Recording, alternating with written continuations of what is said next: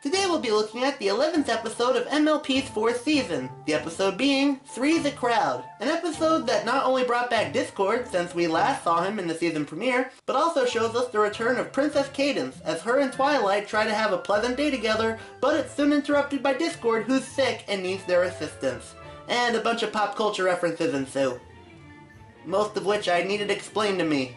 But nevertheless, this is Three's a Crowd. We begin with Twilight receiving a response to an invite that she sent to her sister-in-law, Princess Cadence, saying that she's interested in spending a day with her at a big festival celebrating Twilight's idol, Starswirl the Bearded.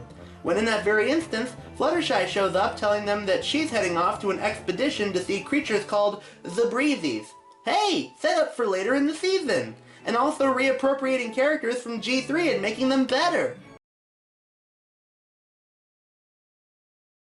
Here's a wrap in case it gets cold. And I packed you a basket of nice fresh apples in case you get hungry. Have a great time. Oh, I will. And I hope you have fun with Cadence.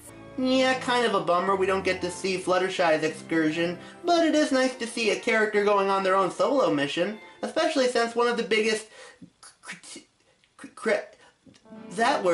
of Season 4, as well as select episodes from the previous season, is adventures not really requiring all 6 main ponies. Also, it works because Fluttershy being absenteer from the rest of the episode is actually a plot point. You'll see what I mean a little bit later. Goodbye, every pony!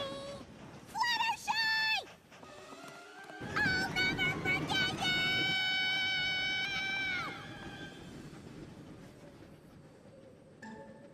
Ooh, something floaty! La la la la la! Now some might say that that's a bit out of character for Pinkie, since she's not that oblivious, or not a child, or not a dog, or something of the sort. Me personally, my response to that is, "Oh Pinkie Pie, you so silly." And now, the return of Cadence herself, complete with awesome Crystal Empire train, darn shame they didn't turn that into a toy because I want one, and royal fanfare, and also a quick appearance from Flash Century, the fandom's least favorite character. After Twist. I am so sorry, Flash. I never really had a bone to pick with you. But I know I sure did. I thought you said that you liked him the more Equestria Girls went on. Yeah, that is true. Besides, he's still a better character than Timber. Fair enough. Still not as good as Derpy's appearance in Rainbow Falls. I mean, say what you want about that episode, naysayers, but that cameo is still perfect. Your Highness? Your Highness? I'm teasing, Twilight. We're sisters-in-law. We don't have to be so formal. Aw, no sunshine, sunshine, Ladybug's awake. Bummer. So these two head off, and Twilight's friends reassure her that they'll make sure that nothing gets in the way of them spending time together. Aw, they're such good friends, aren't they? But then, along comes another familiar face, Discord, who appears to be a little blue dabba-dee-dabba-die, and under the weather too, as well. Hey, did somebody say blue? No. But you said he's blue. Like Blue from Foster's, which Lauren Faust had a hand in making, and... Well, geez, this is awkward. What, we don't like jokes now? Let's not go around losing our sense of humor. After all, you always let PPG Fanboy interrupt your videos anytime he wants. Despite him showing up, the rest of our heroines are less than thrilled to see him. And rightfully so, considering what happened the last time they saw him.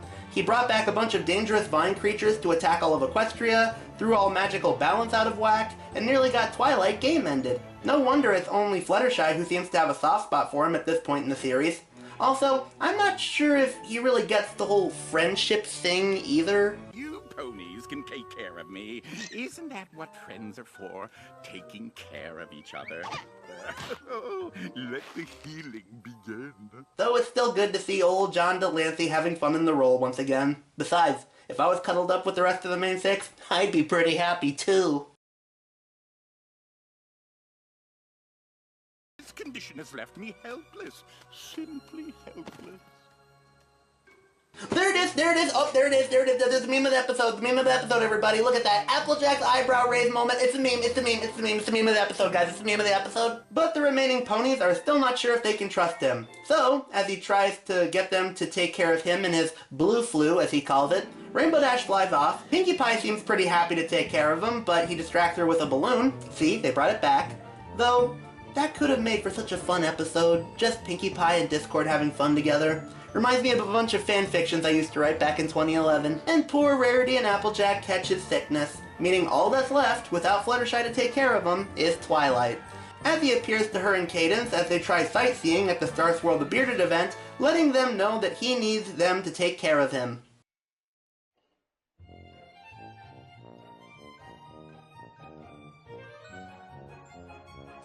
They let him rest in Twilight's bed and hope that he'll stop there, but Discord, being Discord, starts to overstep his boundaries and demands just a little too much from them. And he does this through song. A little glass of water, please. A fresh pressed hanky if I sneeze. Some tea with honey from the bees. Whenever you can brew it.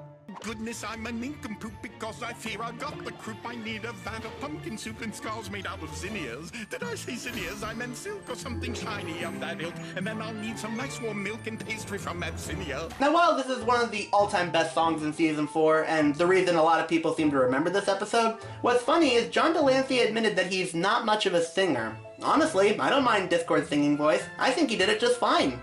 Also, it's easy to see why Discord x Twilight was still such an easy ship back in those early days. They made it so easy for us! Anyway, with the two princesses suspicious of his behavior and his illness, Cadance asks what could possibly be wrong with him. Here, Discord goes more into what the blue flu is and what could possibly cure it. On a hill at the very edge of Equestria, there grows an exquisite magic flower. Pick the flower as it drops its petals at sunset. Then you can make a magical soothing elixir to cure the blue flu. So they fly Discord all the way there and seek the flower, which turns out to be giant. But once they rip it out of the ground, out comes a monstrous Alaskan sandworm, which they defeat through the power of teamwork. And then we get the big plot twist of the episode. Discord wasn't really sick all along. Who could have seen that coming? And you know, while it seems Discord genuinely wanted to teach Twilight a lesson of some kind, he of course does it in the jealous, passive-aggressive Discord type of way we've seen in the season premiere. Now that she's a princess, maybe she's decided that she's too good for you. I have never considered myself too... But how was I supposed to know for sure that I'm truly still friends with one of the most important ponies around? I'm not more... It's funny, this scene in particular reminds me of those old Know Your Meme videos from back in the day. I love it. You didn't put a damper on our visit at all. I didn't? Spending the day at the Star Swirl the Bearded exhibit would have been more relaxing, but to be honest, relaxation is the last thing I need. Life in the Crystal Empire is wonderful, but it's become a little predictable. I enjoy a little excitement now and then. Getting to face all these challenges today was just what I needed. And facing them with you just made me realize even more how lucky I am to have some pony like you as a friend. Oh, Cadance, you a sweetheart. Easy to see why you're the princess of love. Oh, and apparently Discord didn't know about the sandworm monster, as it appears out of the ground, sneezes on him, and then he becomes sick for realsies this time. And so the episode ends with Discord being taken care of by Fluttershy now that she is returned. Could I trouble you for just one more thing? No! What? I was simply going to ask for a teeny tiny glass of water.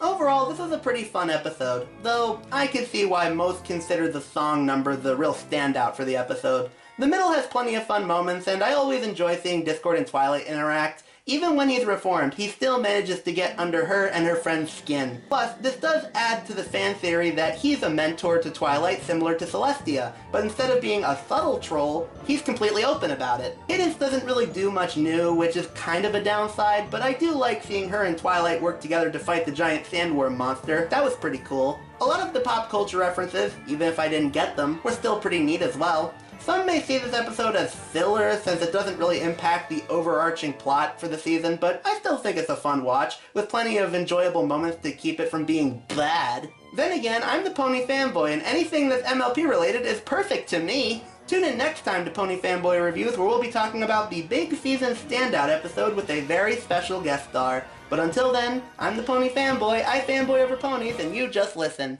I'm sorry, but I have it and you have it, or you'll get it, so forget it, don't sweat it, just let it be. I'm telling you, listen, I have Ebo, and you have Ebo, and we have Ebo, everybody has Ebo, Ebo. West Side, it hides in the suitcase. 2 days later, it lands in USA. I get it from my girlfriend and give it to my dad. I catch it on the subway and leave it in the cab. I eat it at Subway, drink it at Starbucks. Ebola's everywhere and I give no fucks. They scared, it's bad. Ebola's gonna kill us all dead. They mad, how this happened? Gotta make sure that nobody else gets it. I'm sorry, but I have it and you have it, or you'll get it, so forget it, don't sweat it, just let it be. I'm telling you, Ebola's not the enemy, listen.